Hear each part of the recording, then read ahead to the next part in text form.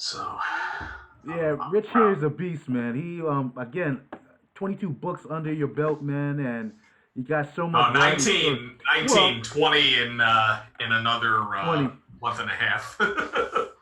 So, yeah, it's I love it. I love doing what I do, and the fans make it worth it. The other artists make it worth it. Yeah, it's it's lots of fun. Yeah, if they, again, like I tell a lot of my students, like if you want to become an artist to get big out there and hopefully be the next Avengers and whatnot, I mean, you got to do it for the passion. You can't do it for the, thinking Yes. about I'm gonna make all this money and whatnot. Because if you're going in for that reason, you're doing it for the wrong reason. You gotta do because you have a passion Yes. for it. You gotta love what you do. That's basically that's the headliner right there. You gotta love what you do, and you gotta love what you share with the world, whatnot. Because that door is Amen. going to close multiple times before there even is a yes from Marvel or DC. And then it kind of sucks because there's so many different publications Oh besides yeah. Marvel and DC that are doing very well. Ours is new, but also always taking in new stories, Divided District Studios. So yeah, tell them keep going for it. Limit your expectations, but excel at every chance you get. Yeah. So here's a question, and I apologize because I was reason I was quiet because I was dealing with some technical issues in the bind here, but I love in the discussion. But just to since you brought it up, like why you become a indie creator? Why not try to go for a mainstream publisher like Marvel, DC, Image, things like that? Show them Jump, anything like that. Why do the indie route? Why not go for a professional? You might have a more But higher reach for your clientele and customers that way. three things, three quick things, because I love to draw, so I'm gonna keep creating stuff. Two, I'm my own boss. No deadlines. No left right control. Anything that I feel that is right for me, I'm going to do it. So there's no rules except for my own and hers too, because you gotta listen to life. But the third thing of most of all is that it builds your bones. Hmm. Um, when I started submitting my work to different published companies, they said no. From Oni Press to Marvel to Nickelodeon, and I did that for like the third time. The third time being this year, they all said no. Sorry, you can't do this. But as I'm waiting for them to say yes and have like a little side gig to where I can stop doing the day job, I will continue working on this.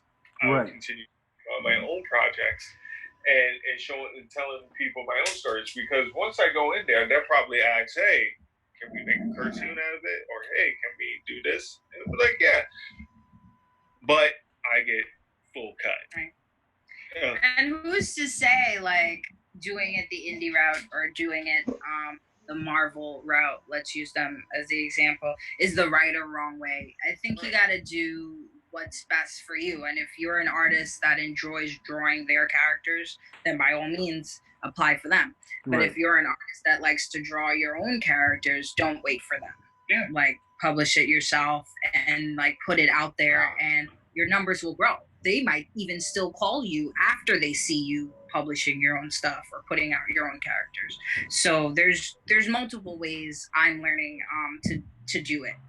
I've seen other artists and other writers as well do different. And it feels good when it's 100% your own. It just feels better, you know. Yeah. You don't have to give it back, or it never has. Like, once again, for example, Ryan Otley, he just left Spider-Man, and that broke my heart because I love Ryan Otley. Yeah. But that was his path. He's going his own when way. you have your own book, you can do it as long as you want. You Yeah, are. I mean, you are there's- creative. Yeah, go ahead. Sorry. Sorry.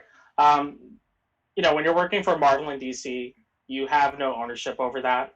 And as successful as you may be creating work for them, it's not yours. And I've seen too many stories of creators who spent decades devoting their lives to Marvel and DC and ending up, having to set up a GoFundMe for their medical expenses.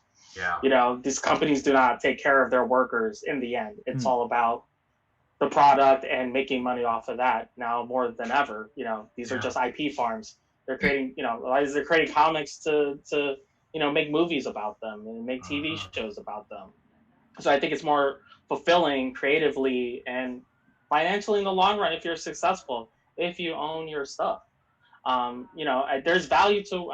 I grew up, wanting to work for DC or Marvel and draw those characters. I love drawing them, on my own time, but that's not where my path is gonna lie. Like I don't, I know that it's not.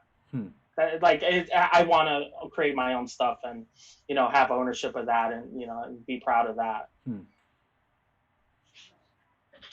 Rich? I love doing what I do. I don't really see the need to try to go mainstream because mainstream is not going to make me happy. Through all the time that I spent working in retail, I became very convinced of that. I was convinced, maybe I'll never be, the wealthiest person on earth. Maybe I won't have a huge house with 17 swimming pools or whatever, although I am going to work my tail off if it means giving my girlfriend a really nice house someday. But at the same time, I wouldn't really have things any other way. Lucky Zilla's been in my life for 25 years. Right. And for the next 25 years, I'll keep him close to my heart if as long as I can hold a pencil, a pen, or whatever I end up deciding to draw him with. I think it's very sad when creators get screwed over, as we've seen happen in the comics industry time and again since the beginning. Ownership is important, although there are certain cases where if you are getting taken care of and somebody approaches you to do a movie, try to put your trust in them, especially if they're someone who actually gives a damn about what it is that they're doing. They're not just trying to make a quick buck. So, and also some advice to other creators. I don't know if that's a question you were going to ask. If it was, I apologize. It's just fresh in my head now. I've been asked numerous times, how do I get into the industry? And that is a BS question. Do you draw comics is the real question. Yes. Okay, then you're a creator. Right. Well, how do I really get started? Just keep drawing. Draw.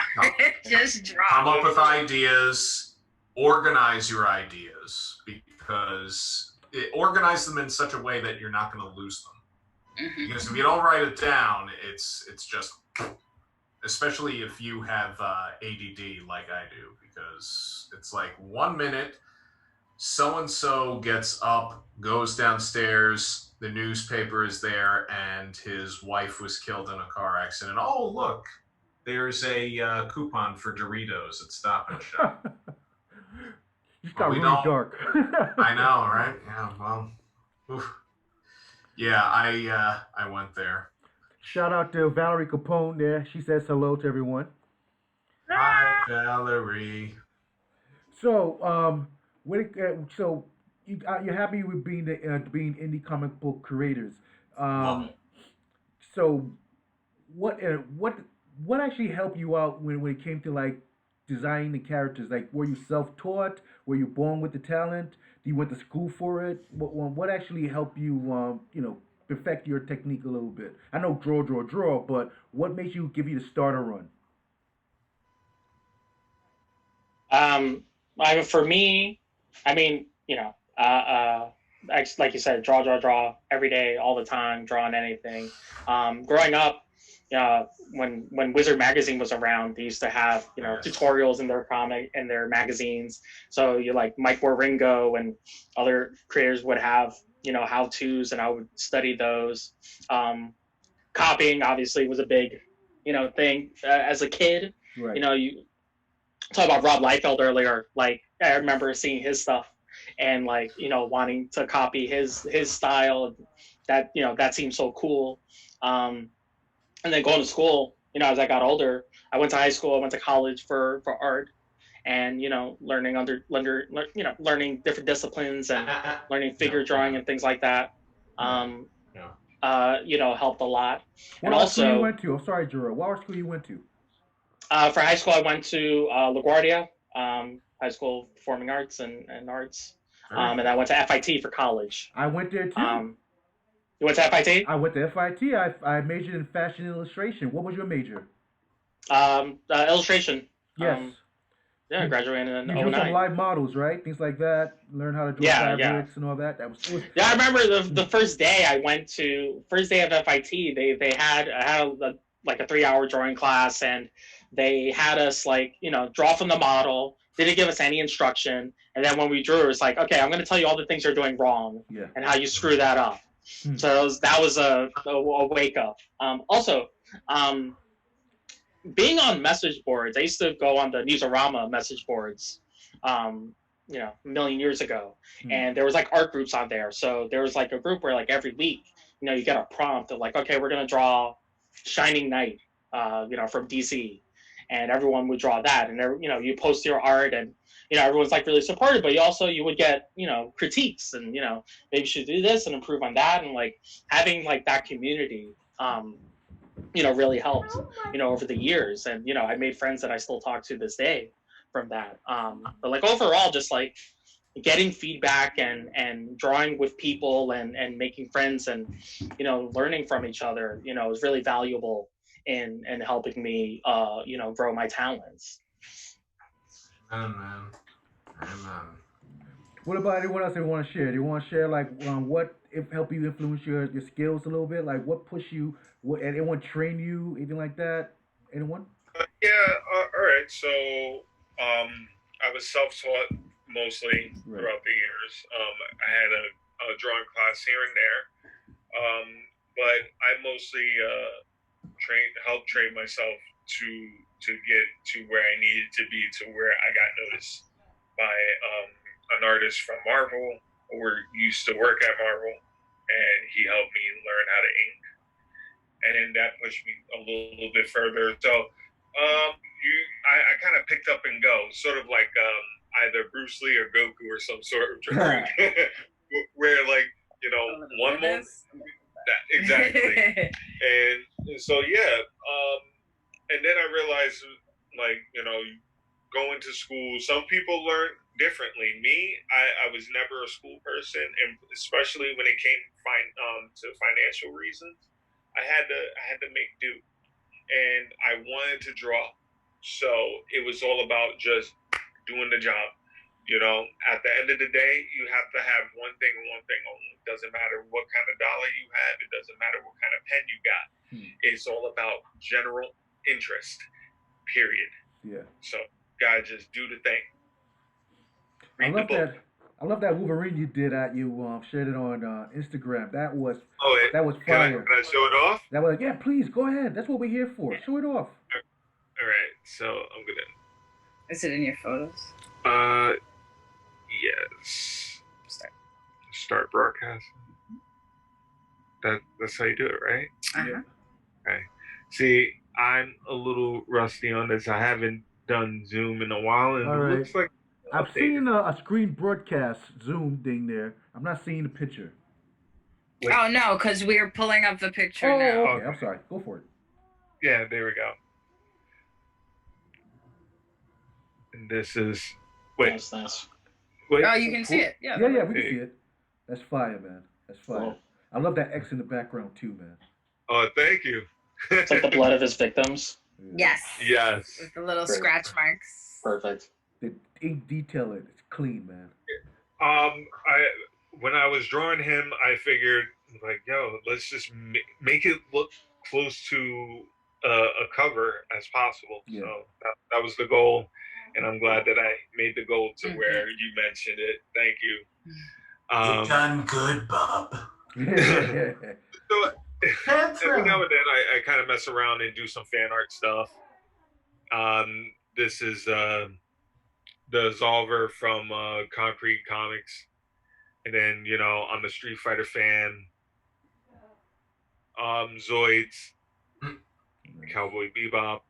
I dabble. Gargoyles, Chun-Li, more Street Fighter, Batman. But yeah. Wait, how do you stop? Stop, right? Yeah, no, stop you there. go on the bottom and then you just there you go. You're good. But yeah, I love drawing. I try to make as much time for it. So if you have that general interest, just do the thing. Yeah. Yeah. Who wants to go next, Jody? My background is a little self-taught, a little of what I've learned throughout school and college. To be honest, I sort of treated my comic book like it was a movie and pretty much picked out movie actors and actresses, as well as people in my life that I kind of like how their face structure is or liked how their personalities were, especially because coming from an art form where I would just look at someone's face and draw it, it was hard for me to transition into just randomly blind drawing. So I did use a lot of, I guess, celebrity references for my characters. We've got a shout out here, Pops from CromCon. He's here. He's saying hello, and hello back, Pops. And also Phil Leon. He's saying, "Hey, it's people I know." He's actually the colorist for my. Yeah, he colored Home and Worlds He Beyond. colored the first book. What's that? So yeah, shout out to Phil, man. Oh. So excellent. I'm glad. Thanks for viewing, guys. Thank you for that. Rich, were you trained or were you self-taught? I'm hearing all sorts of other noises. Oh, I'm let me wondering see where they're it. coming. Sorry. Let's see. That's okay. There we go. All right, go for it. Yeah, were you trained or did you self-taught yourself? I self-imitated There a you go. lot for the longest time. And I thought that was very unhelpful because at a certain point I realized, I'm kind of living a lie. Because I wasn't learning the most important things, which are anatomy and structure. And I mean, even then, there's no rule that says you can't exaggerate, but Right. you can exaggerate and still make stuff look pretty. That's right. That's right. Somebody was telling me that too. Like when I was doing anatomy, like right. You know the actual thing, so you know what to exaggerate or how to exaggerate. Yeah, exactly. I've looked at drawings I did 20 years ago of some Lucky Zilla characters, and there is at least one or two characters that have a double elbow on one arm. And I'm like, oh, wait a minute. That ain't right. What was I thinking? And I've never done drugs, ever. So why am I drawing a double elbow? Wait, hold on. I'll show you. I got my sketchbook 10 years ago. Oh, no. Also, shout out to Phil. I'm sorry about that. Phil Leon, he's also is the co-host of CromCon as well. Forgot to mention that. Yes. Phil is good. Take a look. See What which even one. No. I want to show. He's like, I want to show you the worst one. The worst one. You know what? That was the worst.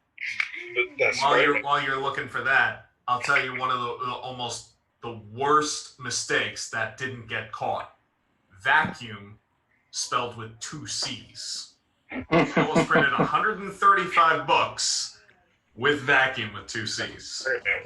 And that was Lucky Zilla #1. There wouldn't have been a number 2 if I had screwed that up. I would have been too embarrassed. I'm really bad with grammar. Oh, wait. I'm really bad with grammar. Oh, here we go. Jarrell, I see your face. He's like, what is that? What is that? I've drawn way worse than that. It's fine.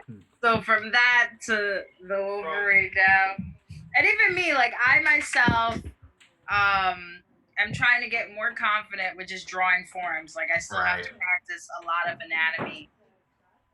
So I've been using loads of references for my. You gotta use references. Yeah, you gotta use references. References key.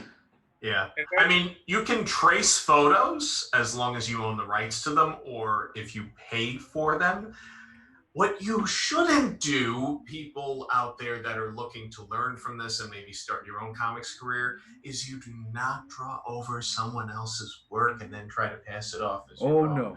You would think that this is common knowledge, but just to share a quick non-comics related story, but still relevant. I worked for a business that is still somehow miraculously still in business. And my boss was the kind of guy that was very type A, it's like, I tell you what to do and you do it. And I was designing something, I forget what it was. He told me, go on Google Images. We're going to grab stuff from there. And I'm like, are we going to buy it? And he's like, no, you don't have to buy anything there. And I'm like, yes, you do. He's like, well, I want you to take this image that has a watermark on it. I want you to, remove it. I said, I am not going to do that. He's like, but I'm telling you to. And I'm like, and I'm telling you I'm not. And this went on for about 5 minutes. He kept demanding and getting more angrier that I wasn't doing what he was telling me to do. And then finally I said to him, okay, look, you pay me this much money an hour. Do you know how much time this will take me to remove that watermark? I would have to recreate that image.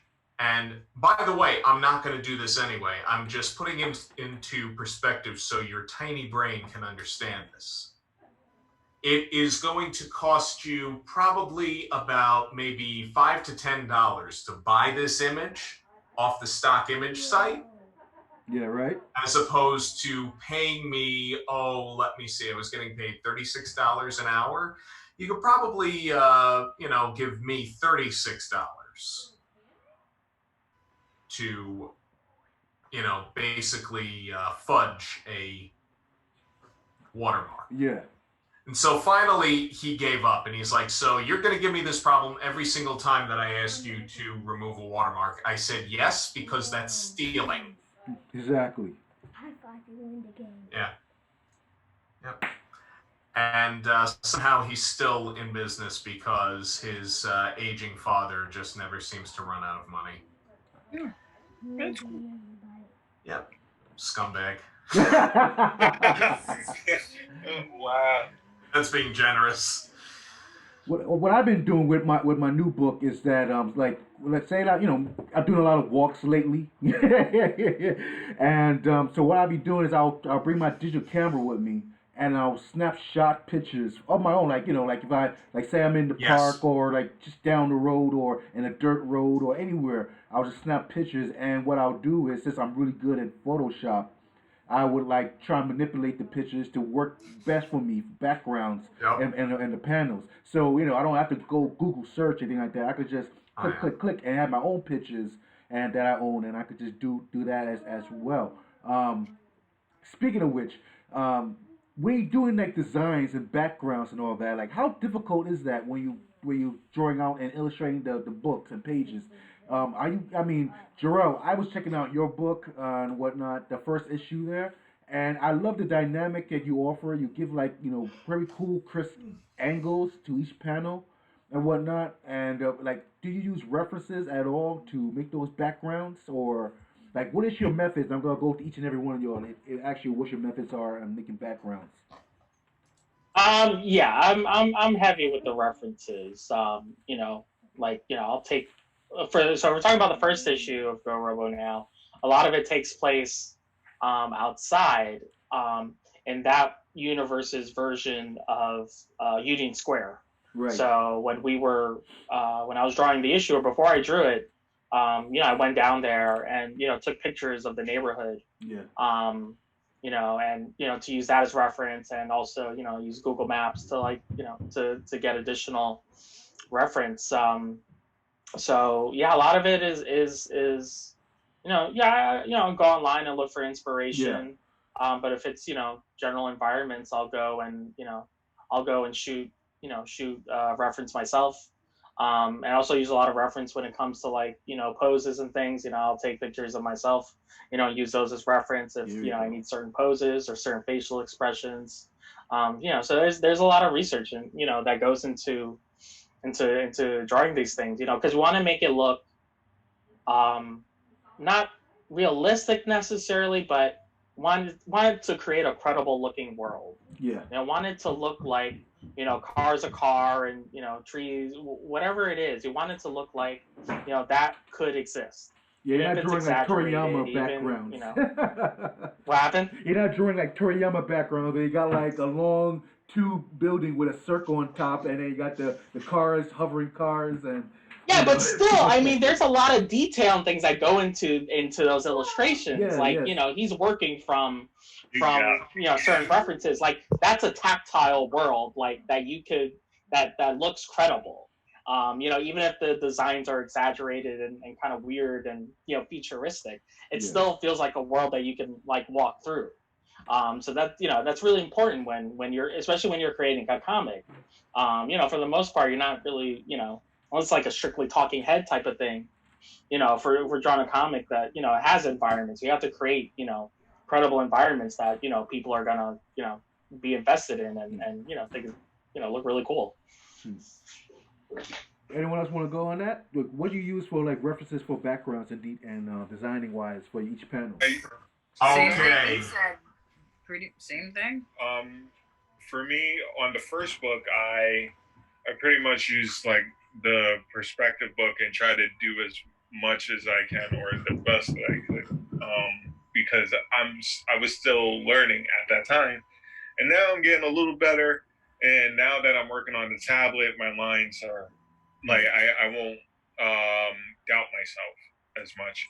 So as we get on to the next issue of things are going to be a little more twisted, like floating islands, bridges, underground towns, tight, compact shopping centers and stuff. But yeah, no, I'm going. Yeah, it takes practice and also use 180s. What is that? Read that up? Oh, okay, yeah, I know what goes on. Yeah. Snake Eyes? Yeah, I use pictures and I do my perspective with that sometimes. I also use references, or pretty much anytime I go somewhere, whether it's on vacation or just walking to work, sometimes I'll see the randomest angle. You know what I mean? I'm at the bus stop and I'm like, oh shit, this would be perfect for Euphoria. Or I have photographer friends who are always posting pictures and I'm like, oh shit, where'd they go now? I'm gonna take some pictures of their sceneries. So definitely a lot of references. And studying perspective as well. Right. Nice. What about you? Well, let's see. I'm going to share my screen. Yeah, go for it. Okay, let me expand this. Let's do the thing that does things. Okay, my approach to backgrounds is so much more complicated because I just make things that way unintentionally and intentionally because Rich is a beast, I am a masochist. I'm not a beast.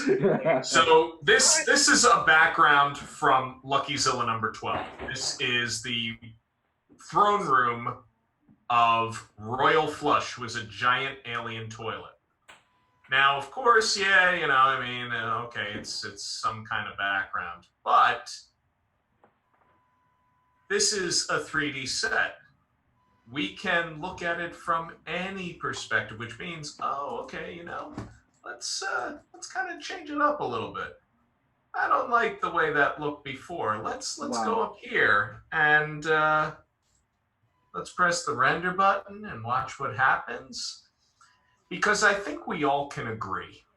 I don't care how you do your backgrounds, do them however you like to do it, but from my own experience, Amazing. when I draw a background that I am not happy with, by the time I decide I'm not happy with it, it's too late. It's already drawn. I gotta find a way to make it work. But in a situation like this, that alleviates that anxiety. So, Rich, what you're doing is, do you do this for all of the pages? Like you create a 3D of the room, and then you just take different pictures with the different angles of the room? Correct. Yeah, I don't do it on every single page for every single scene because sometimes maybe a background like this isn't necessarily needed. Mm-hmm. If it's really simple enough, like a room with a bedroom with polka dots on the walls, I think I can deal with that. Sometimes I'll do a 3D set of it anyway. One of the I haven't made a bulleted list of reasons why I would make a 3D set, but because I'm doing a series and there are opportunities for places and people to appear more than once, if let's say I'm showing off where one of the main characters lives, that's something I'm going to build a set for because there's going to be a need for me to revisit that. Like in the case of the villain Royal Flush, the palace that he lives in was necessary to have a set for. As that appeared in Lucky-Zilla number 12, that has appeared in the strips Royal Flush has appeared in, and it's going to be appearing in Lucky-Zilla number 24 as well. Nice. So yeah, I mean, the 3D sets were a godsend because I was able to focus on the drawing of the characters, and I didn't design all of the sets. There are resources available where you can buy sets and models to build your own sets that are royalty free. All you got to do is shell out the money. There's Turbo Squid, there is CG Trader, and there's other things I'm sure that are out there that I don't know about yet. But there's resources, you just got to look for them. That's right. Oh wow! See, well, I'm very impressed with all you guys and whatnot when it comes down to it. But we're gonna take it a little bit dark right now, with this kind of questioning. And I talked the same subject with my last guest that I had on episode 1, the pandemic. All right, I know why you gotta bring that up and whatnot. You know, we're all enduring it. It sucks. I myself had a whole summer of a convention circuit for me already done. You know, I was ready. I think we lost someone. We lost Riviera. Yeah, hopefully he'll come back. Maybe it's a bandwidth issue like I had. But I had a whole summer circuit ready. I was invited to the PhillyCon. They're going to have me come by and do some workshops and, you know, set me up with a table and I could like sell my merch and my art and my books and all that. It was great. I was feeling top of the world. You know, I had so many conventions set up for myself. Then the coronavirus came in and then just shut things down and stuff like that. And my whole circuit was poof, like Thanos snapped his fingers. Yep. How are you guys maintaining with your art so far? I mean, like, you know, is you find that as bad? Is it good? You know, what is going on with you guys during this pandemic? With the conventions shut down and all that. I mean, Sean, I know with your new book that just came out, whatnot, you could have benefited a lot just having an in-house show and start selling and promoting your book. Same thing for all three of you guys, and I'm sure Jarrell as well. So what's been going on? Like, you know, tell me what you guys been doing during the pandemic. I mean, we kind of made do with what we had, so we couldn't really visit people because of COVID. So we released the books digitally, and in that meantime, I was also working. I'm an essential worker. I work as a CNA at a nursing home. Oh, God bless you, man. So I didn't miss a day of work. So it was kind of normal for me, but it was different. And not to mention, we also run a convention ourselves that we started last year, called DistrictCon, and we'll be doing that again in June 2021. But yeah, we also used our convention to advertise our books, so people were already expecting them to come out. And you think that things will be the new norm or normal, at least close to normal by that time? Are you feeling confident enough on that? Yeah, we're hoping, and if it's not, then we'll have to figure out. We've seen other conventions do like a virtual and then an in-person for one day. So we'll figure it out. But we're pushing forward. There's nothing much. I mean, we've been doing like interviews like this on Zoom and stuff. So there's nothing much else you can do. Just keep promoting, you know. Yeah. Keep sending. And say the name of that convention again, so people can hear that. And where can they find the convention? We actually have an Instagram on for DistrictCon. It's at DistrictCon.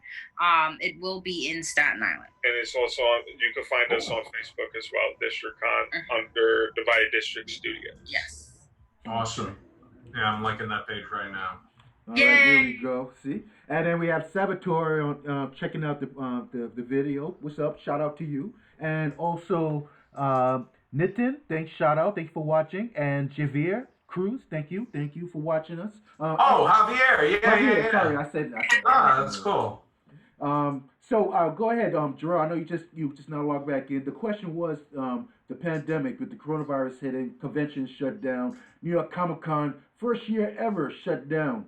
I think they're doing a virtual convention, if I'm not mistaken, but again, no in-house this year. How are you basically maintaining yourself with the shutdown? I know you probably had some conventions looking forward to and whatnot. What have you been keeping yourself busy with? And go for it. So, I mean, I haven't felt. I've been kind of energized, oddly enough. Since this started. I'm someone who stays at home anyway most of the time when I'm not working. So I don't know. I've felt more creative than I have in a long time. I've been, I was able to finish the next, the third issue of Go Robo Now. During this time we put it out. And I've been compelled to create a lot of work, for Go Robo Now and personal stuff and things like that. Like I've really been energized by all this. I miss conventions. I miss, sitting on the floor and, talking to people, and even those long stretches where no one comes to my table. I miss it all. But that wasn't something that I did a lot anyway. I would go to maybe one or two, or exhibit at one, maybe two a year anyway. That wasn't really a big part of my life anyway. So I'm okay. I hope, I know some shows are doing, or, resuming in-person shows, and, God bless them, but not for me right now. I'm not going to a show anytime soon. But yeah, I've just taken this opportunity to just draw my ass off. I've just, I work at home, I'm at the computer 8-9 hours a day for my job, and I take a break, and then I come back and I'm drawing until, it's time to go to bed. I'm not going anywhere. I'm not hanging out with anyone for the most part. So I'm just drawing. So I'm just taking this time to really build my portfolio and build up, the world of Go Robo and creating work for that. And, worked on the comic, and I was like, drawing t-shirts and different, things like that, for the brand. So it's just, it's been, I've tried to do my best to take advantage of it to make it, as fruitful as possible. Yeah, I felt the same way too. I mean, I was very disappointed when my conventions were shut down for the summer. I was really looking forward to it. But then, I was talking to an artist at a community group and on Facebook, and he was mentioning the same thing too. He says, you know what? I'm not going to let this take me down. what I'm gonna do is just I have the time on my hands. You know, the country is shut down, nowhere to go. I'm just gonna just Yeah. throw my ass off and get ready for next year and go out like gangbusters and have some new material out there. And that kind of motivated me a little bit. Where I decided to write my third book, and yeah, I can definitely understand that. I work from home too. People that know me, I work for the library, so now they have me working from home doing their graphic and promotional materials, whatnot, and to send it out.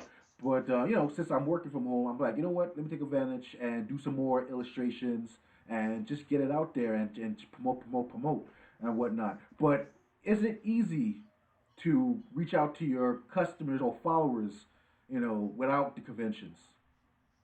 Um, I, I don't really, we don't really have much of a fan base to begin with. So, Hmm. but I've used this time to help build my at least my Instagram Right. following. And yeah, I'm not so being a creator and trying to put it out there. I've always fought with my tendencies to not really socialize, Right. or be around people. So always kind of like fighting between those two instincts. Right. Um, it's an ongoing process. Trying to interact with people. I think overall, I've used the time to find a lot, more artists than before, and really discover new people, and try to build more relationships with other artists, and just discovering new people. Yeah. It's an ongoing, it's a never ending battle It's called life, my for that. friend. It's called life. Yeah. Rich, what about yourself, man? How you been maintaining during the pandemic? Well, I'm just going to keep it positive because when things really hit the fan, it felt like the lowest point of my life. But I made a promise to myself that I was going to keep moving forward, and as difficult as it was, I had every single reason to, Hmm. and I've been doing it. I said that this year I'm going to publish 6 LuckyZilla comic books, and so far I've published 5 out of the 6. I said I was going to create another 52 weeks of content, and all that's done. Because I had a little bit of extra time, I revisited some early LuckyZilla animated shorts that I made in Microsoft Paint. Yeah, you want to talk about that real Yeah, quick? You want to promote that? Isn't that coming out this I weekend? do. Go for Yes, it, man. it Go is. plug it. Yeah. So this Sunday, you have the opportunity to celebrate with us a celebration of LuckyZilla on DVD or on Blu-ray disc.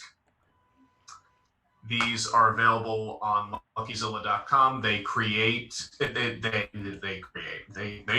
themselves. They contain several early Lucky adventures, including Atomics, the award-winning short in which LuckyZilla takes on terrorists who have hijacked the most dangerous nuclear weapon in the world, all in a day's work, in which he fights giant robots and a mad scientist. The Terrible Telebomber, where Lucky investigates the mysterious explosions that are being sent through phone lines.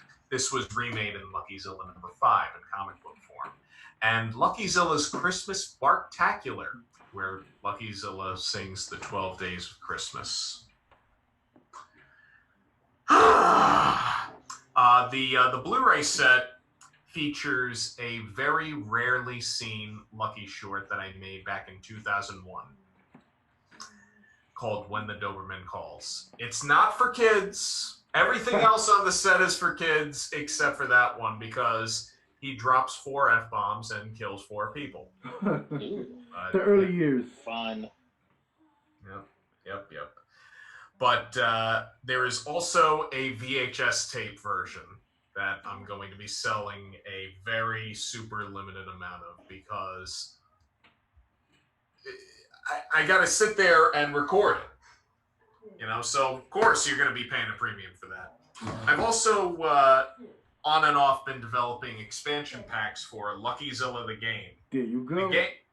The game is it's been out for a year now, and the response to it was overwhelming at the shows. I'm sad that some of the people who didn't get to experience the game in the early part of 2019 at the first few shows that I did before this came out. Show it off. Show it off. I get a bit. Let's get a better picture of that. Show it off. Let me see the game. Oh, sure. Yeah.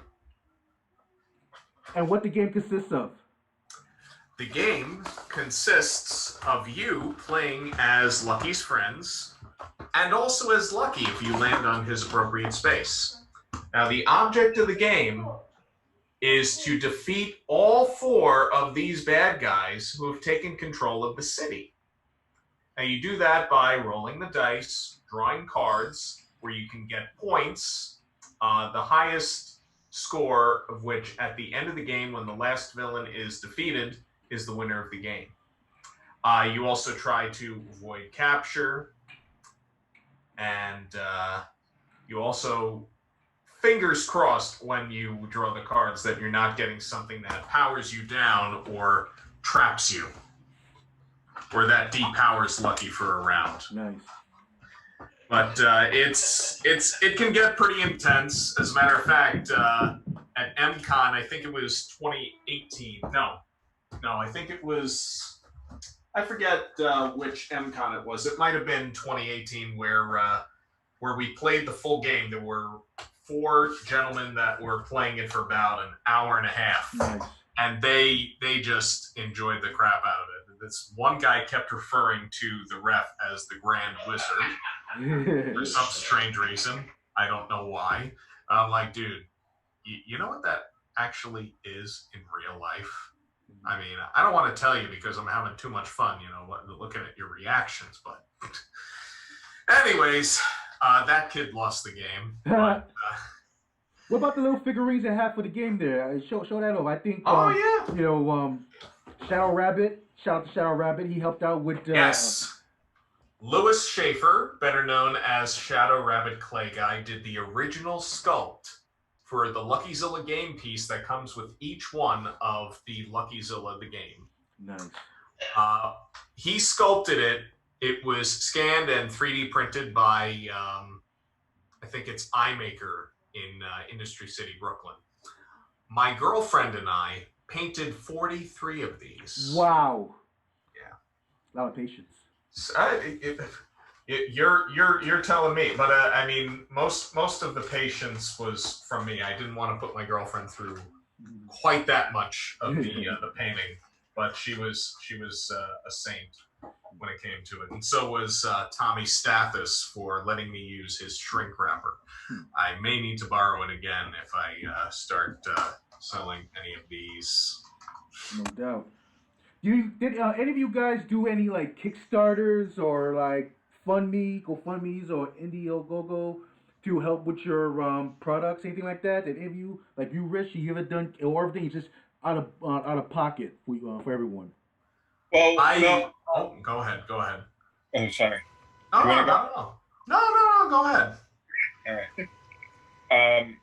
So yeah, we was granted $3,000 each for each book that we created under Divided Studios. That's that now. Yes. Very cool. And we'll be doing Kickstarters for our other issues. We just happened to start with the grants because at the time, that's when they approached us. Shout out to Louis Schaefer. He's actually watching right now. He says to Rich, "You're the man, Rich. Got my copy of the game here."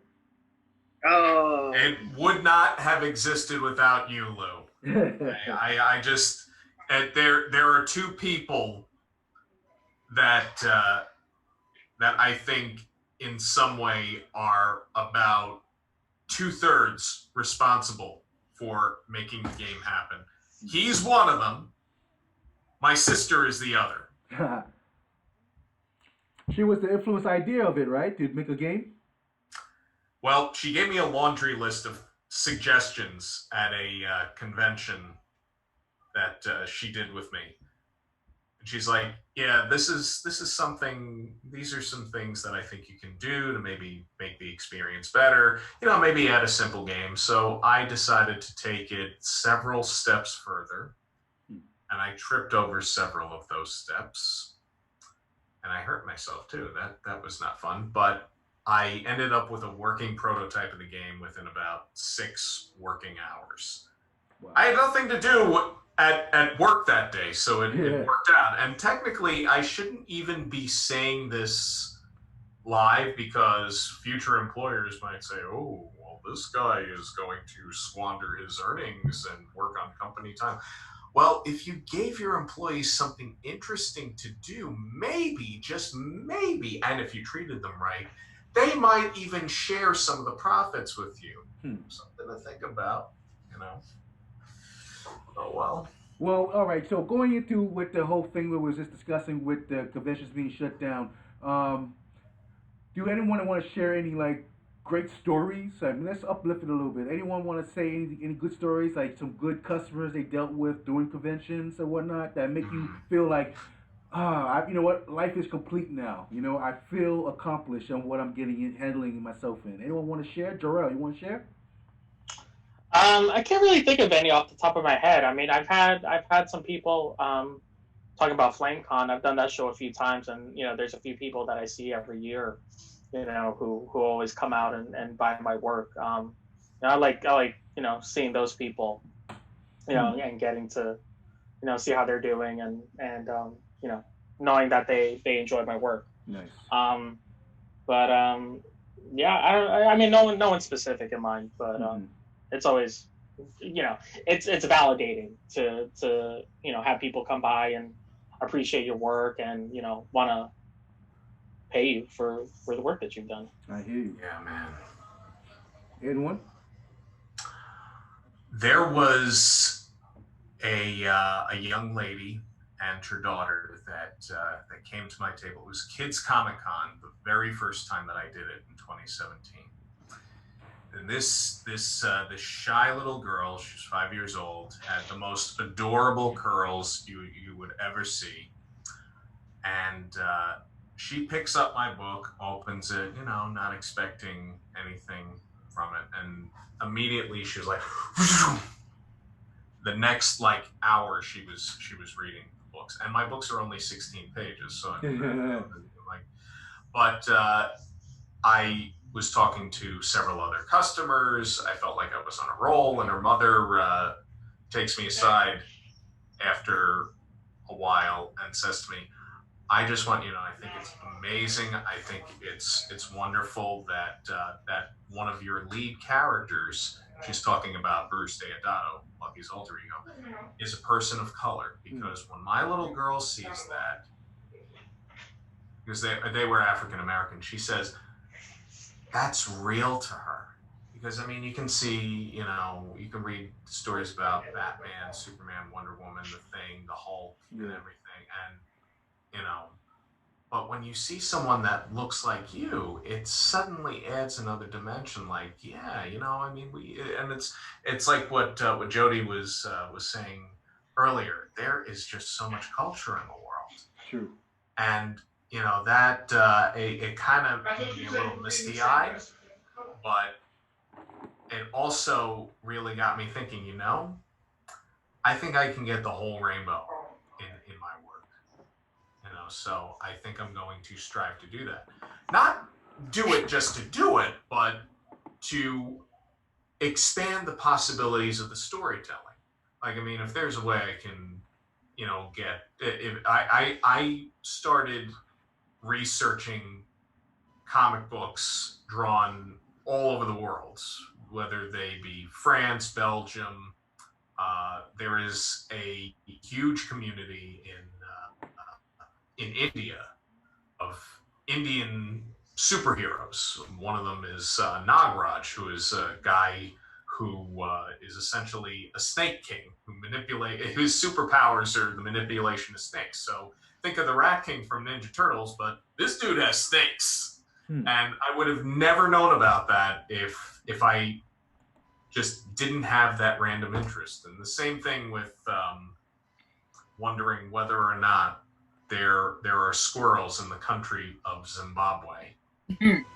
And there are, in fact, squirrels in Zimbabwe. They're like the same. They're the same as North American squirrels. They just have not as puffy tails.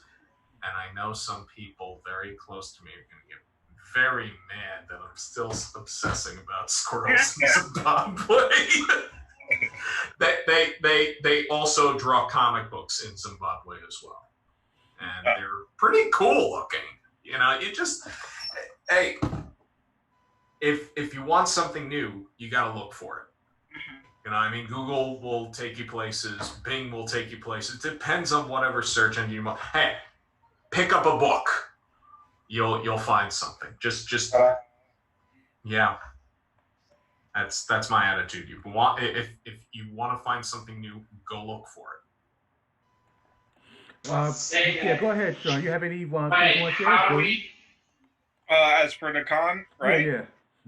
All right. So I've only been to a few cons as of late within the past 3 years, but if I had to mention any con, it would be the New Jersey Garden State Mega Fest. That was my first one. Nice. And it was a crappy weekend, as per many other artists. But I walked off big, you know.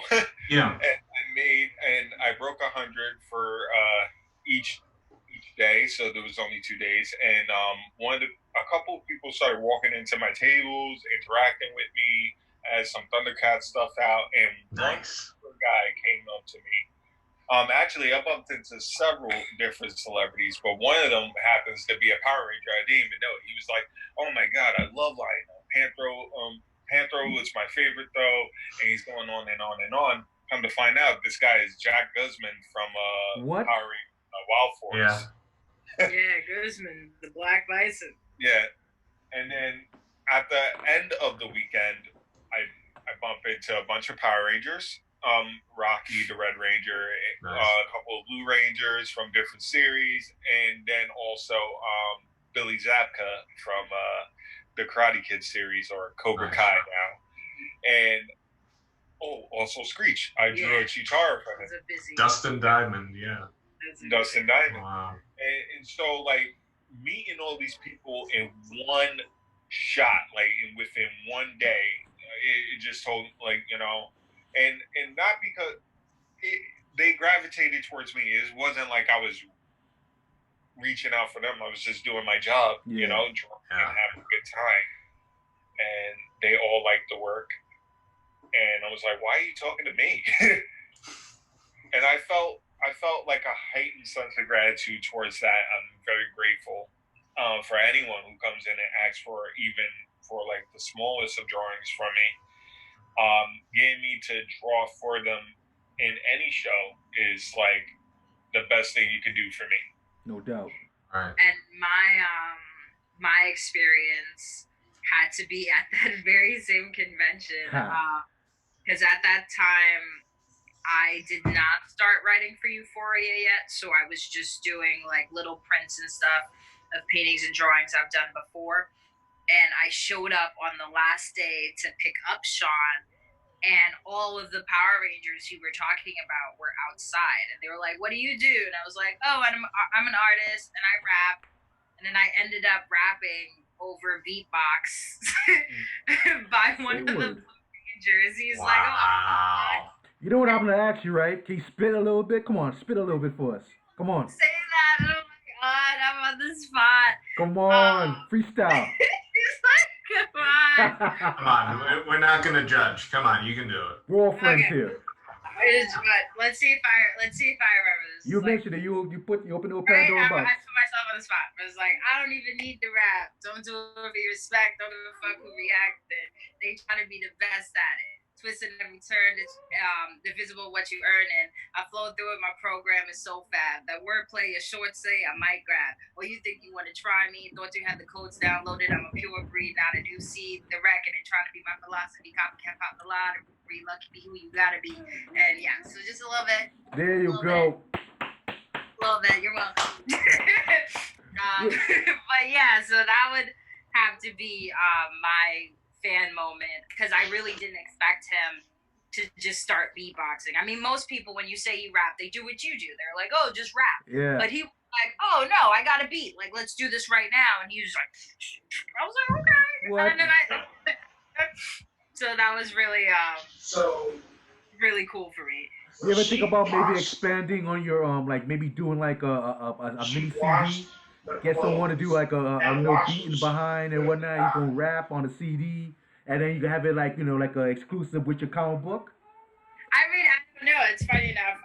Not going to say the name, but somebody actually approached us about doing a comic book for their CD. So maybe in the future, I always think like when Euphoria gets bigger, I would totally work on the soundtrack for the TV series or for the movie for Euphoria. So stuff like that has crossed my mind. Or make them rock opera. Yeah, or rock opera. There you go. See, damn man. See, that's what I'm talking Or about. a rap opera. Expansion.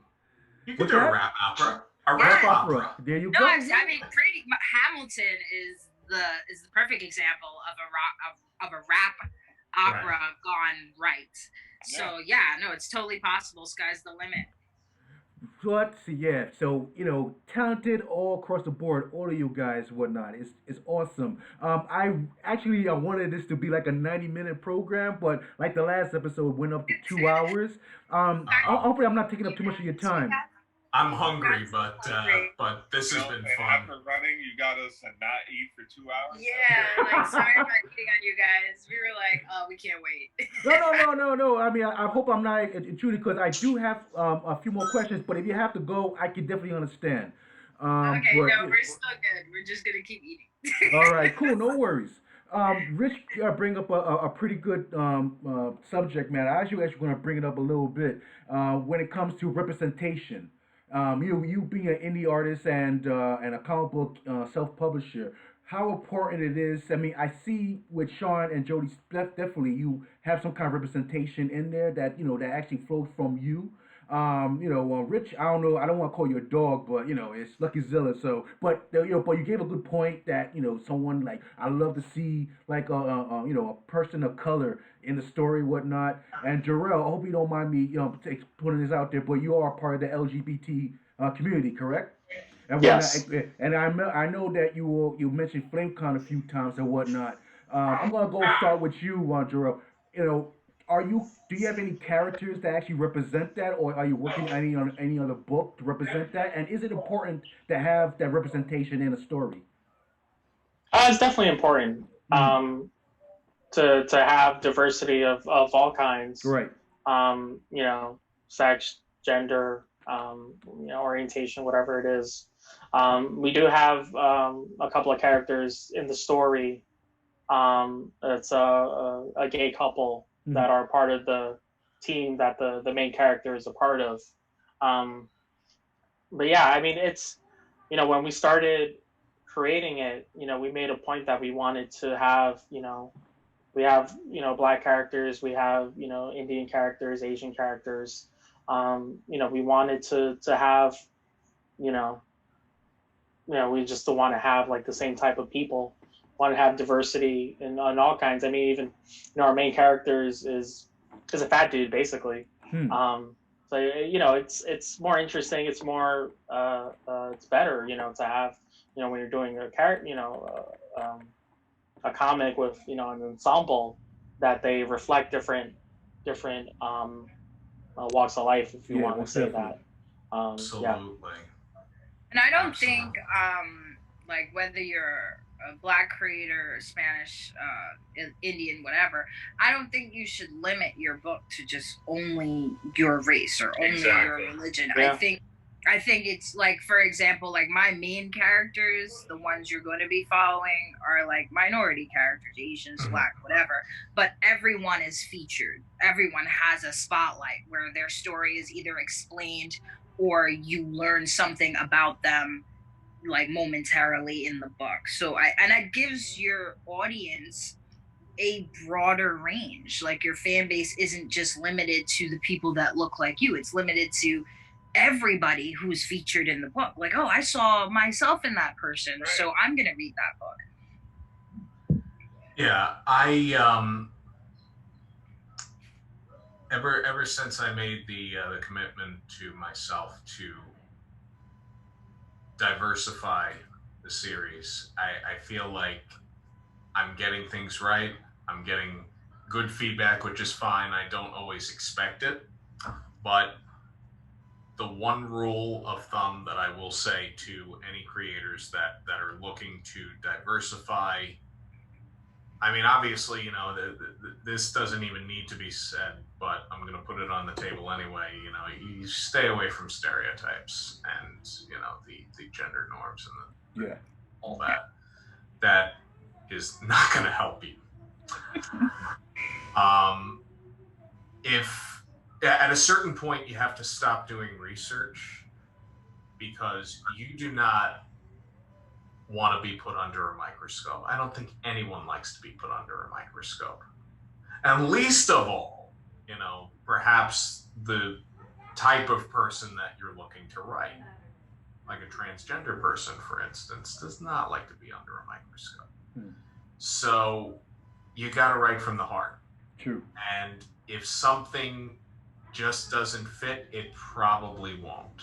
Because I wrote a transgender character in Lucky Zilla number 12. She's in Lucky Zilla number 20 in a more advanced role. There is material there. It's always worth exploring, and that to me is the exciting part. It's not even the fact that this person has a label. It's a label that was applied by society. But sticking with the positives, there are always more stories to tell. At a certain point, the predictable stories are the ones that you kind of want to stay away from, unless it's like really trying to build up the main characters. But just explore. Yeah. You never know what you're going to come up with. I think it's funny you mentioned the stereotypes. Sorry, babe. I just want to say one more thing, and then you. Yeah, please. It's funny. Doing that. Sorry. It's funny you mentioned the stereotypes because I think people get so caught up with what a transgender is supposed to be doing or what a black person is supposed to be doing, when honestly their labels shouldn't even matter. Like, if you need to mention it in the book, but don't mention it in a way where they're doing a stereotypical thing. Like, I love when people just mention it like sort of on the side where it's not such a big deal, where you're like, okay, that's what they are, whatever, versus like, oh, they're this, so they're behaving this way, or they're dressed that way, or they're talking this way. Like, no. And I recently saw something where people were talking about anime and how you can't make certain characters black because of whatever, and I'm like, it's honestly just a color. You could color that person purple and they'd still be that character. So that's one thing. Yes, attitude matters. Attitude definitely matters. It glows green and everybody think he's black. Yeah, I was just gonna say that, bro. But the whole thing is like with Home and Worlds Beyond, like, when I designed these characters, Nina happens to be a black woman, but she's doing stuff that doesn't always, like, it's not because she's black this is happening to her. So she just so happens to be a black woman going through these adventures. If we stop trying to, I'm sorry. No. This background. If people would just stop hanging on to those stereotypes, like you said, people would be able to see like the diversity and the colorfulness and also the vastness of each and every story that we make. Most likely in Home and Worlds Beyond, you won't even see many humans. They'll look human, or they'll be like a humanoid type, but they'll be human. And so to break free from that, I would like to freak people out. I'm like, oh, this is a human, or that looks like a human, but that's really not a human. And give off different cultures and just clothing styles that represent them, and just build from there.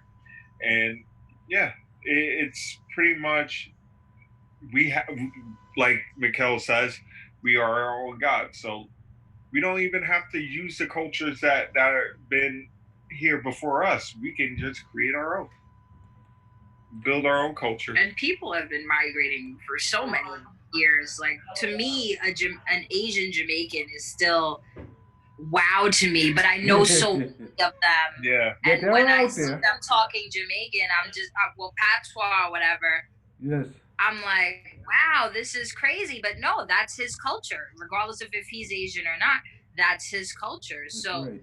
yeah, definitely pull away from the stereotypes. You could make pretty much a plethora of character traits that have nothing to do with skin tone or culture, and still apply skin tone and culture, if you know what I mean. Yeah, I understand. You know, I'm gonna share a little story with you. It was I'm gonna show off my age definitely, and I think I'm the oldest person in this panel here. Um, you know, in my high school at the time, yeah, I was raised up in the Bronx. There was a special program. My son is in the background. Bedtime soon. Anyway, I was it was a special program, executive internship. All right, and it was a great opportunity for me to experience the real world. You know, actually get some real life experience and working.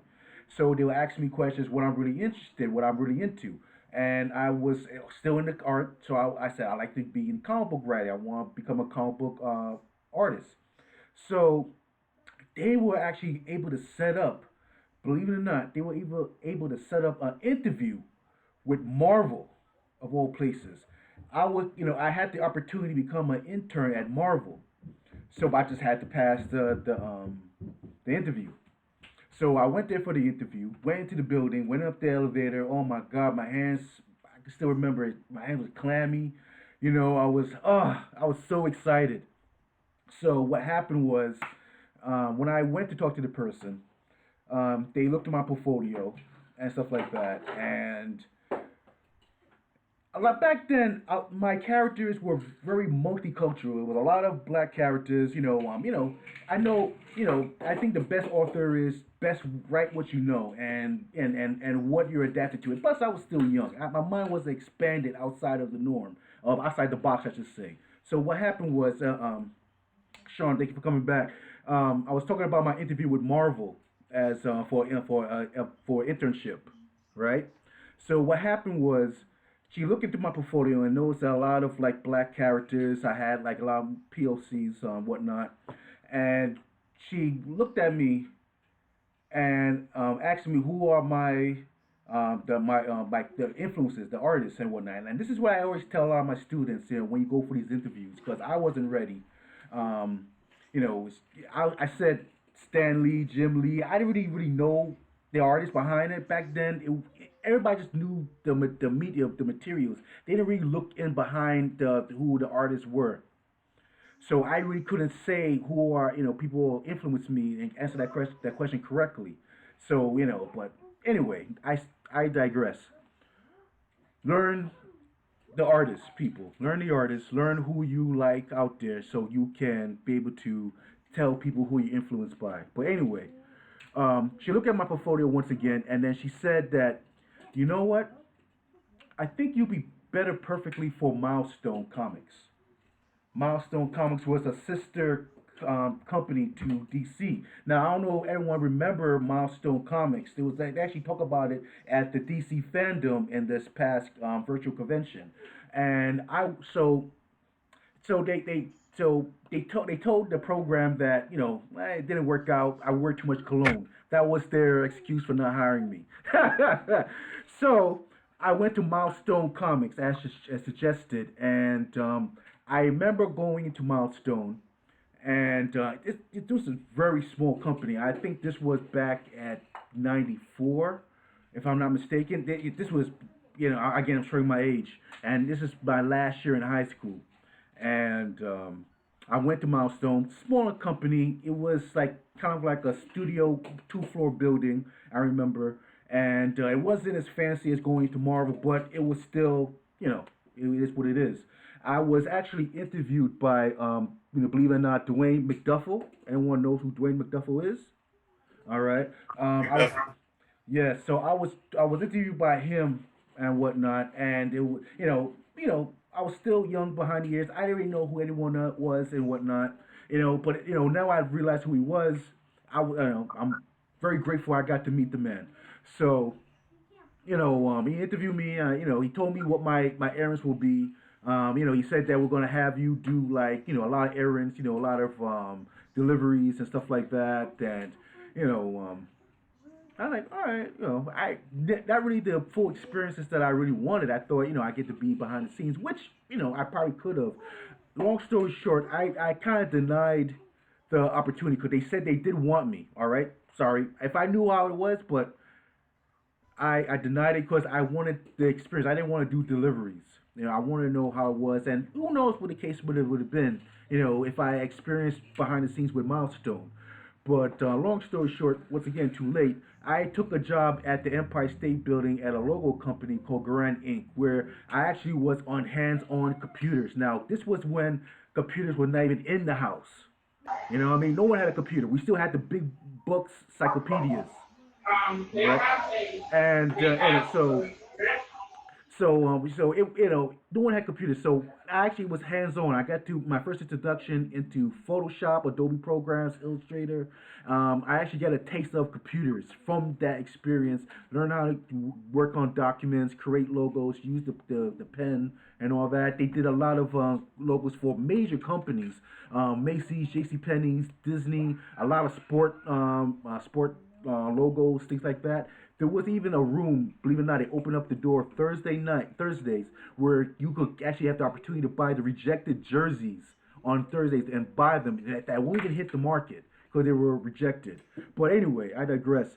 Anyway, I enjoyed my time with my interview with Milestone. They gave me a stack of books. I got to see the Icon, Static Shock, all those kind of books. I actually enjoyed the reads and whatnot. And, it was nice to see a character that actually had my skin color and face. I feel bad that I denied it, but, I don't know what would have happened if I stayed with it or not. But I'm still grateful for the opportunity that to have at Grand Inc. so I can actually learn how to use the computer and actually have some kind of direction. Now, nowadays, like we were just discussing with, how important it is to have representation. I notice a lot of times, especially when it comes to Marvel and DC and even TV shows, that now that stories are kind of like put in the back burner and more focused onto the stereotypes, as you mentioned, Jody, of having like that representation of a gender. Do you agree, disagree, anyone? I think some are doing better than others. Okay. Like for example, everyone gives Amazon a lot of shit for their shopping. Right. But I recently saw this movie called Black Box. That movie was really good. All black cast as far as like the main characters, but the characters themselves could have been played by any race. That's how well, in my opinion, it was written. Like, it wasn't written like we're black and we're struggling and here's this story that we're in. It was just like we're people and we're going through this situation and our friends are Asian and white and Spanish and whoever, and we're just trying to figure our lives out. Right. And I want movies like that where it's like you're not casting for an African American male. You're casting for the best male actor. You know what I mean? The best female actor. You're not casting for the Latina. You're casting for the best female. And if she happens to be Latina, then that's what it is. So yeah, I think some movies, some TV shows are doing better than others. Right. Even Netflix here and there, I've seen a few shows where I'm like, yay, and some shows where I'm like, oh no, Netflix, why? So I think it's just a matter of time. The one that we're talking about earlier? Which one? The French one. The French one? Oh my god. No. I don't even want to bring that. What's that? What's the name?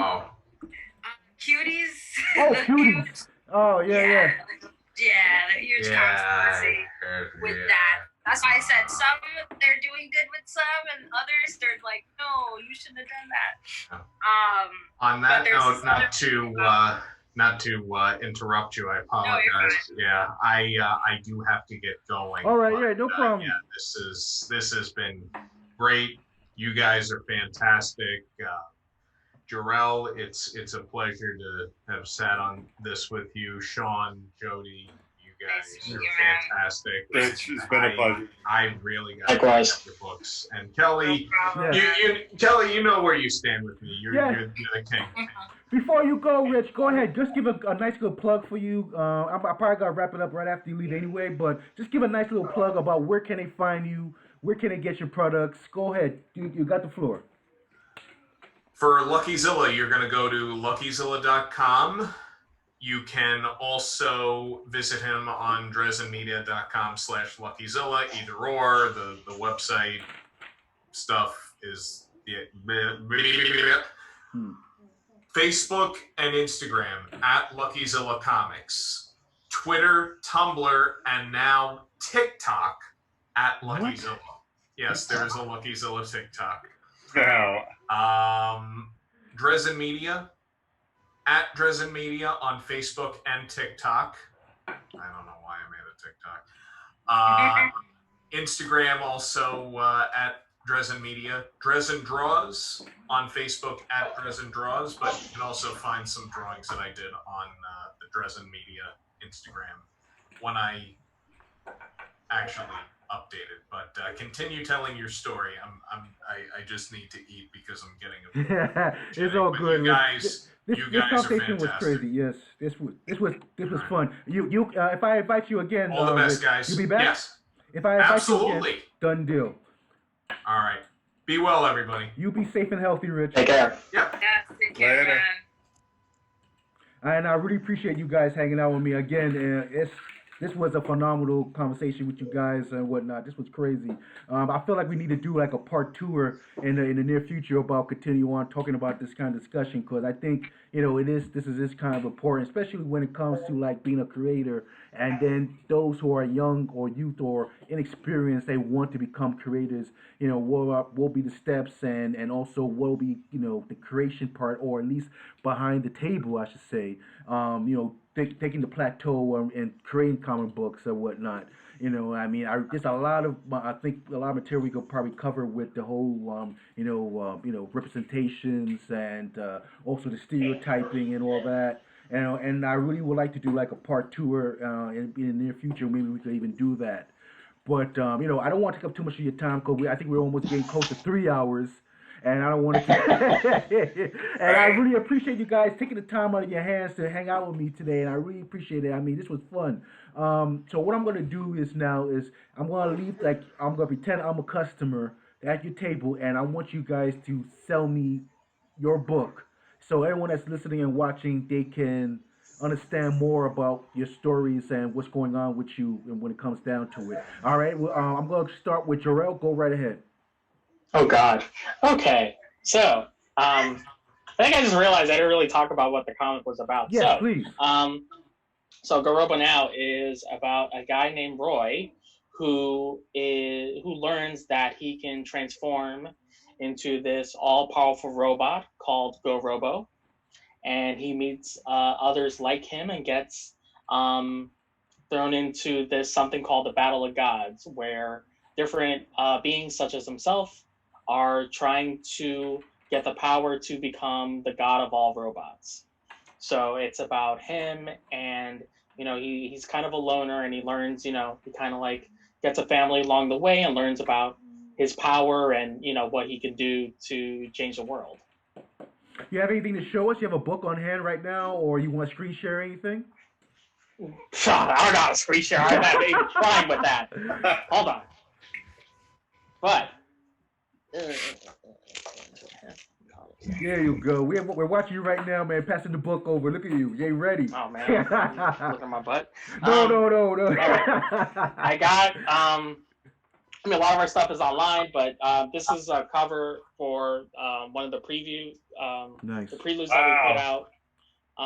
Nice Super Mario. Thank you. No one cared. Oh, stop about it. my homage. No, no one like. I thought I was being really clever. Like, oh, these No, cool it's dope. image. The right people care. Yes. That's The right right. people care. Thank you. Show the you. pages inside, man. Let me see what it looks like inside there. Show me the insides. I'm sorry, Sean. I'm sorry. All this stuff can be bought online. But anyway, so it's all black and white. Yeah. Talking about like manga influence, like we wanted to kind of, pay tribute to that. It's all digital. I switched all like working completely digital a couple years ago, and best decision of my life. I love it. Yeah, so this is just a few pages. This is what we put out in 2019. Want to put out a show, something for the show. The full issue of this is out now on Comixology, so you can see the full story. But this is just a tease of we got Go Robo here. He's learning. He meets this guy who's like kind of an older character who like has mastered his powers, and it's kind of like an informal training session on the moon where Goroba gets his ass kicked. That's it's like kind of a to be continued. It's like floating on the moon, and you don't know what's going on. Right. But yeah. So the series is on Comixology so far. We're just getting started. We put out issue 3 last month, and nice. We're working on the next chapter. So I hope people like it. Overall, how many feedback books so far? Overall, how many books are you looking to have to actually complete the whole story, or is this like a continue on? This like how far are you looking to take this? So we kind of saw it as like a series of series. Like Battle of Gods is like one chapter, and we're thinking of going maybe like 6 or so issues with that. And then we're going to transition into the next phase of the story. And that would be like, 6 or 7 issues and kind of go from there. We kind of envisioned it as a trilogy to tell, this complete story. It kind of just gets bigger and bigger from, every issue and every saga. But we're still planning it out. We're like at just the beginning of it, really. So, we'll see how far it goes. But, we just want to put out the best work possible, right? To tell our story. And as the literally years go by, I mean, this started like in 2011, 2012. So, it's been a while. Yeah. But we're just getting started. Now, you mentioned a partner that helped you with the book. Can you tell me the responsibilities between the two? Like, is one a writer, one the artist, or you do dibble dabble a little both? So Raheem Nawama, he is the writer. He's the co-creator. We're equal partners on the series. As I think I mentioned before, I mean, he came up with the name Go Robo Now. It's really his baby, but we worked on designing all the characters and working on the story.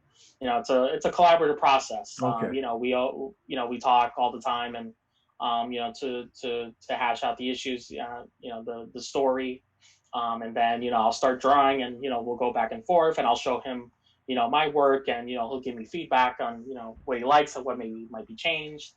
When he puts out the scripts, and I'll do the same thing. Right. See if there's anything that I want to contribute. I just sent him. I emailed him some ideas that I had.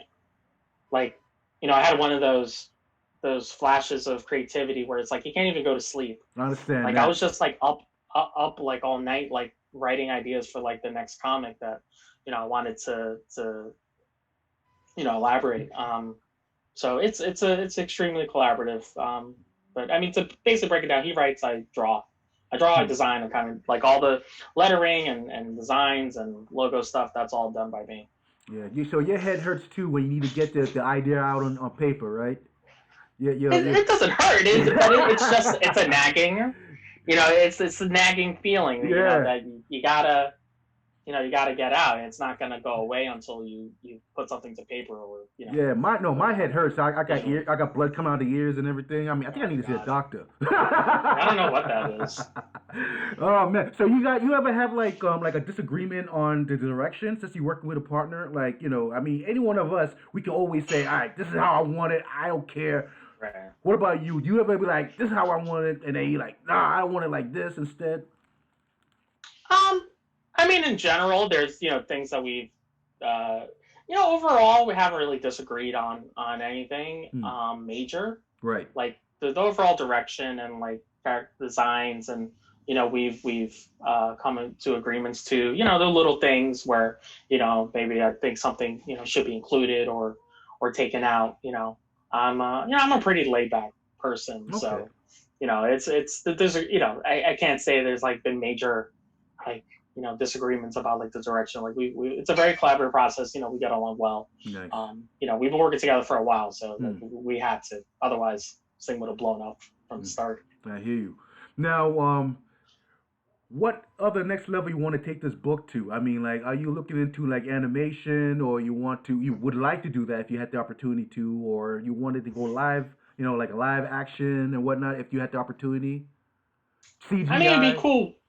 It would be cool, like one day if we can do like an animated series or something like that. It's not something that I'm really aiming towards. Like Right. our focus is the comic. I want to put out, as much. I want to tell this complete story. And what comes from that, I don't know. We'll I, see. yeah, man. But I just want to. I'm not like creating comics for another end, like Right. to get the animation or hope that I get optioned by Netflix or something. Hmm. I want to create the work. The only thing I'm thinking long term is like, when we complete at least this chapter, like the Battle of Gods, section, the saga, um, putting, creating like a collection of that, Hmm. and putting that out. It's really just the comics. That's the be all end all. What comes from that, we'll see in the future. But we just want to, create that world and create those stories. That's the beginning and end of it. So now I'm going to tell you, like, all right. So now I got an idea about the character, what you're looking at, the direction going toward, whatnot. Tell me, where can I find and buy your book? Where can So I find you it? can buy our issues on Comixology. So you can search Go Robo Now on there, and we have the first 3 full issues on there. You can buy them for $2.99. Sometimes they go on sale. The first 2 issues are for 99 cents for some reason over the summer. But you have to pay a full price now. You can, it's all there. You can download them. Hmm. And when we start doing conventions again, we'll have the physical issues to buy. Nice. For those who want to buy physical copies, I have the first couple of issues here. Hit me up. I'll mail you a copy. Hmm. But for those who are inclined to buy physical media, but yeah, everything's on Comixology. Also, we have a TeePublic store, so where we sell shirts and other merch. Yeah. So you go to teepublic.com/user/GoRoboNow, and you can buy shirts. I spent this whole summer drawing designs for TeePublic. So like every week we're putting up new designs. Like literally through the end of the year we'll probably put up something new. So we always have something new. I have this image on here. You can put on a shirt if you want. You can buy a shirt with that. Yeah. So we're doing that. But again, it's all just this. I just want to put more Go Robo now into the world, for everyone to see. No doubt. That belongs on a T-shirt. That should be like next to it is on a T-shirt. No. I Please. said it does belong on a T-shirt. Sorry, I'll rephrase that. And it should be right next to the Captain America logo and the Superman logo and Batman on the T-shirts, man. It's a great story. I actually believe it or not, I actually downloaded the first issue. When I asked you for the link, I actually downloaded it, the digital copy of issue 1, and I'm definitely gonna download and purchase issue 2 and 3. Cause I definitely now you got me hooked. I need to see what goes on, whatnot. It was like that big battle going on, like you said, in Times Square. You met some girl in the restaurant, in a coffee shop, yeah, coffee shop, exactly, and whatnot. And I want to know what's going on. Who is that female that he met in the coffee shop that he ended up? What? I'm not gonna say any spoils. You just guys gotta order this book. It's phenomenal. I love the graphics. The ink work is clean. I can tell it's all digital. The ink work is clean. I love the how you manipulate the opacity of some of the images in the background to make main focus onto the what's actually going on. It's it's beautiful work, my friend, especially for black and Thank white. you. It's beautiful work. Any color coming in the future? So, Uh-oh. so starting from issue 3, the plan was to go color Okay. because we did have some friends who were complaining. They wanted to see full color. Hmm. So like literally like those first like that preview that I showed, I like did flats for most of those pages, and I was getting ready to color them, but it was just taking a long time, Oh and yeah. eventually we just decided like just to keep it consistent, like at least this first storyline, let it all be black and white, just keep it consistent, and then in the future, if we do a collected edition, maybe future editions, we'll do color. We'll see, but we've decided that's kind of we want the black and white to be part of our style, like that. Right. That's one of our signature looks, to do black and white. So, we'll see what happens in the future, but Most for now, definitely. that's what it's going to be. Might make a great Kickstarter campaign in the future. You put all the books together and put We'll in a see. few Yeah, additional and have it all color for people to purchase. yeah, That'd be something you might want to maybe. look into. Yeah, we talked about Kickstarter. We felt that we're not at the point yet where we have enough to really offer, and Right. we. I mean, again, one of the realities of being an indie artist is it's about growing your fan base and your audience, and we're not there yet, but we will be maybe one day. You will be, man. No worries, man. Just keep trying and keep going up to the top. Don't give up and start. And then of course, you know, it's just do it for the love. You know what I mean? Exactly. That's what it's really all about. All right, Sean. You got it. You pretend that I'm a customer and whatnot. I'm gonna come to you and you gonna tell me about your book. Go for it. All right, cool, cool. So if you're into sci-fi and time Uh oh. magic and Okay. mech robots, Home and Worlds Beyond is your book. So this book is. Let me open this up a bit. Find a good page for you. Everything is good. Well, one of my favorite pages. All right. Okay. So each page is hand drawn. We also got the colors by Phil Leon and letterings by Chris Cole. Why did I have a look at the book? But all right, so the book is about this girl named Lena from Staten Island who happens to be the savior of the multiverse and reality itself. So the natural order is that she's supposed to return to the vast and save the bridge of the multiverse from this evil entity named Ovid. And the thing is that in this issue, she doesn't know it yet, and she gets recruited by this character named Shane McKee, who is right here. Mm-hmm. And they go off kicking off the adventure in a crazy way. The journey begins. Yep. I'm sorry? So, what was the next question? Well, go right ahead. I mean, like, plug your book. Tell me, okay. entice me to buy it. Okay. Yeah. Entice you to buy it. Okay. I'm good. It's late. I know. I'm so sorry about it, man. Where can we find your book? Where can we find your book to make a purchase? All right. So you can find this book at divideddistrictstudios.com. You can either have the print version or the digital copy, which is $2.99. The print copy is $5. You can also find it at Comixology. Nice. Which is $2.99 as well. But if you pick up a physical copy, you also get a free sketch drawn by me. Well, for the next 20 copies. For the while supplies last. There you go. And I see it. Just Blaze. Oh my God. Yeah, you can see my face right now. Oh my, I'm like blushing, man. Oh, thank you, thank you.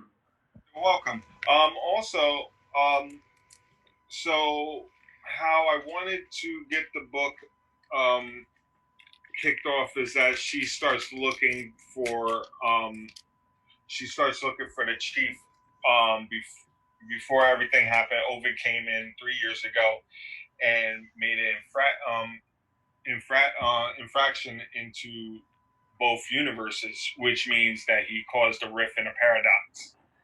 Um, the chief comes in and he ends up losing his life, but they still feel life around him, so they're looking for him. In order to do that, they had to find her. Right. So, if you're interested, come and pick up this book. No at doubt. the Studios. Can't wait for it. I can't wait for it to come through, man. I'm definitely gonna enjoy the read. And guys, if you're listening, make sure you go ahead and represent and support your local artists too. You know what I mean? That's for real. Everybody here on this panel. Go ahead, Jody. I'm sorry. No, it's fine. Gloria is a feminist twist on equality. Yes. It's about a corrupt queen who starts abusing her power, and it's up to Imara and a few people that she's teamed up with to stop the corruption and free all the men. Pretty much it's for every woman who's ever felt like they didn't have any control. The first issues are definitely going to give the woman a lot of the power, and it's a refreshing take on it doesn't matter what gender or what race is in charge. Power corrupts us all if we don't take it seriously. And just to show a few pictures of the book. Oh man, look at the backgrounds. You drew all that? Oh, these are the references, sir. Oh my god. Oh, you drew the references though, right? You used the references and drew them. Oh my god. Basically, what I looked, a lot of my backgrounds were created sort of collage-like. Okay. Meaning, like, if I liked a building from here, but I liked the flowers from here, I kind of just merged them together. You use Photoshop and manipulate it, or was it all free-handed? No, this is definitely done with Procreate. Okay, and then I draw, and then I sketch the backgrounds on top of my collage. Oh my god.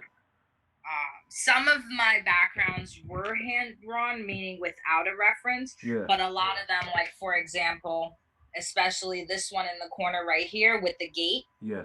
The gate was a totally different picture. The building was a totally different picture. The greenery was a totally different picture. So a lot of my backgrounds come out that way, as you can see. What? Yeah. So I actually am so excited for people to read this. I know a lot of men, as Sean was highly upset, are gonna be upset. But in the beginning, they're gonna be upset. But I like to think that I added enough diversity, so even in this first issue, you're gonna hear from the men.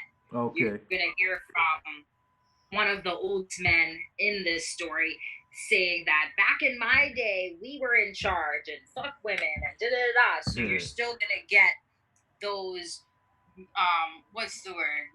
Chauvinistic type men, the really old men who were free. Exactly.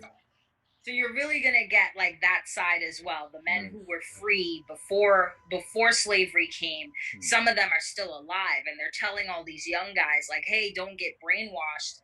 But the book is set up 100 years after the enslavement. So it sort of gives time for the brainwashing to occur.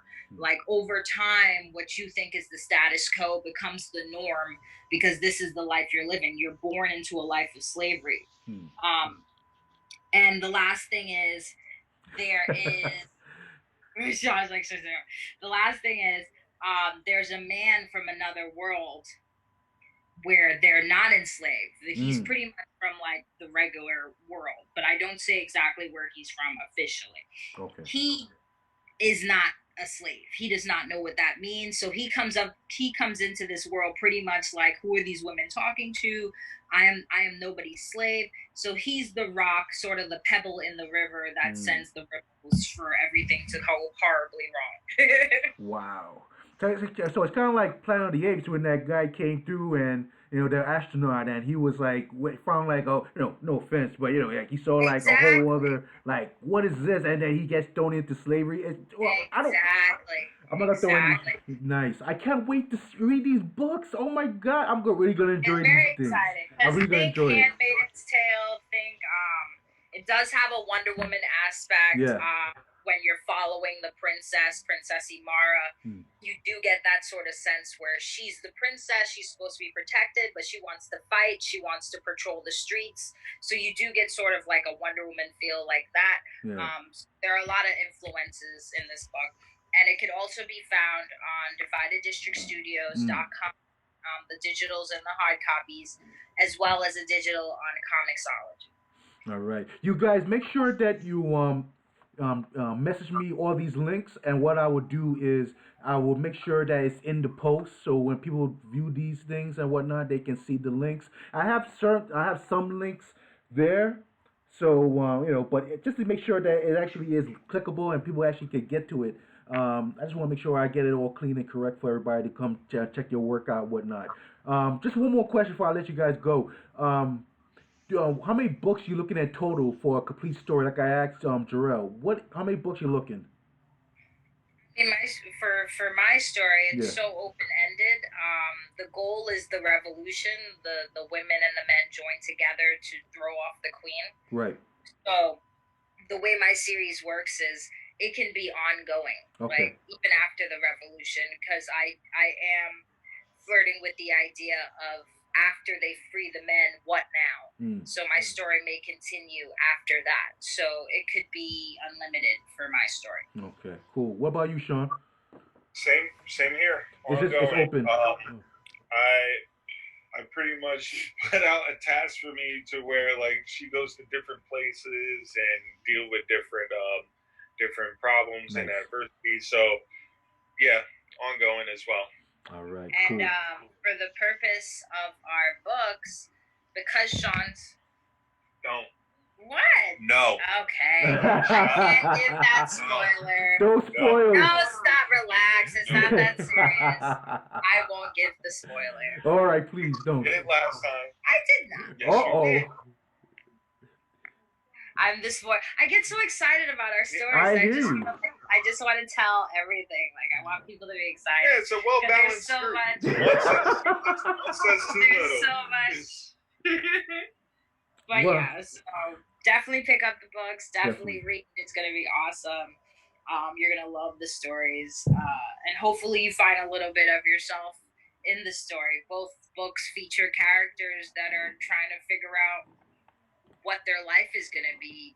Is it going to be regular, or with this new information, am I going to have to be a hero of some sort? So it's definitely very cool content. I got a message here, a comment from Phil Leon. He says, "Hey Sean, don't forget about HNWB being Judd Apatow approved. LOL." You know what that means? I bumped into Judd Apatow from Superbad and King of Staten Island, and I showed him the cover of the book, and he actually liked it. And we took pictures together. Nice. I'm gonna post it up now. It is Judd Apatow approved. He loves space. He loves doors. He loves floating islands. He loves that.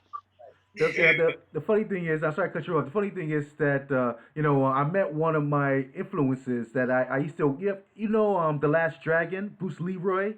Yes, we met him. I'm sure you see him in conventions and stuff like that.